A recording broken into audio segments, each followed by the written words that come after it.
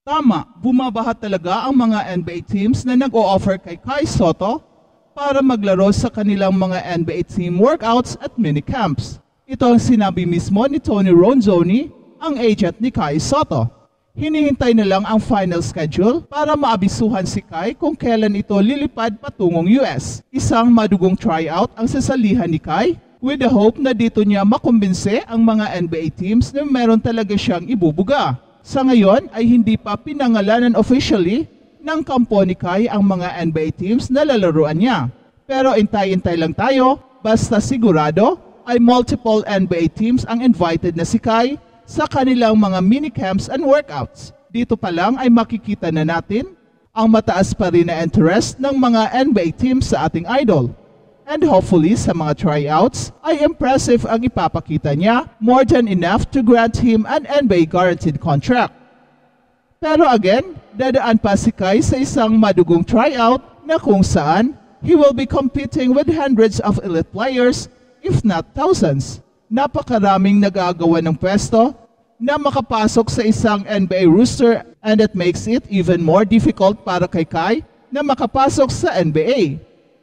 Pero alam na yan ni Kai at ng kanyang agent, at kung ang ating basihan ay ang kanyang performance sa Yokohama B. Corsairs, ay there is no doubt na talagang kakayanin niya ang level ng competition sa mga tryouts at sa NBA mismo.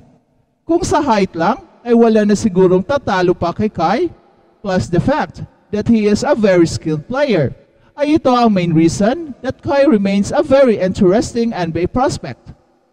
Bihira kasi naman ang mga players na legit 7'3" na merong skill set na katulad ni Kai. Napakabilis at napaka-athletic pa.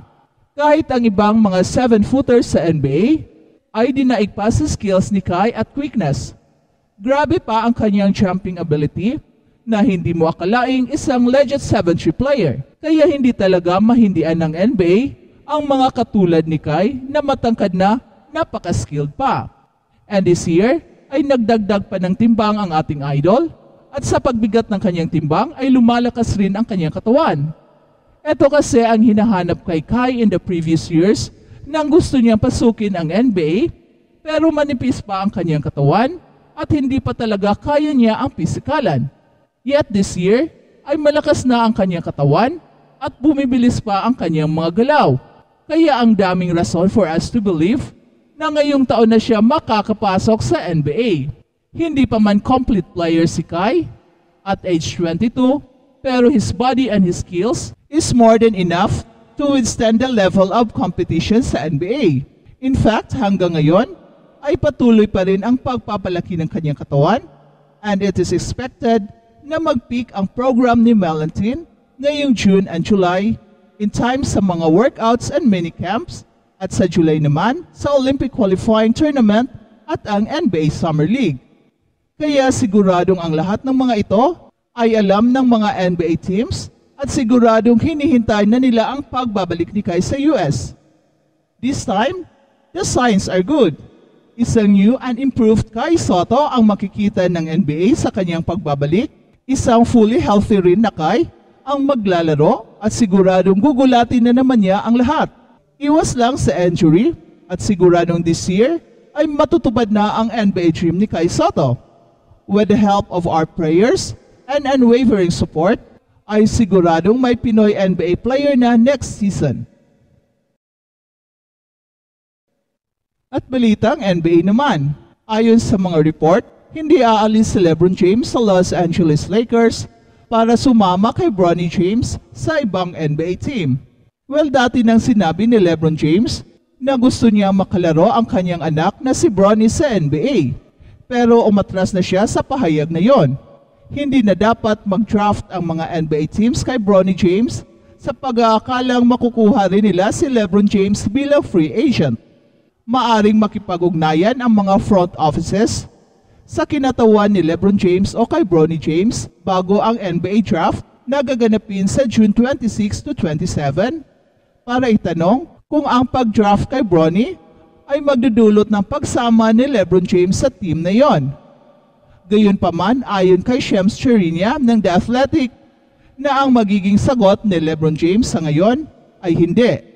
So ang bahagi ng sagot na sa ngayon o as of now ay maaring magbigay ng sapat na puwang para sa mga teams na mag-isip na mag-create ng isang sitwasyon na kaakit-akit para kay LeBron James. At ilang mga clubs ay nagpahayag na ng interest na i-draft si Bronny sa second round pagkatapos ng kanyang pagganap sa NBA Draft Combine ngayong linggo. Gayunpaman, balak ng Los Angeles Lakers na muling isign si LeBron James na may player option para sa 2024-25 season na nagkakahalagang $51.4 million.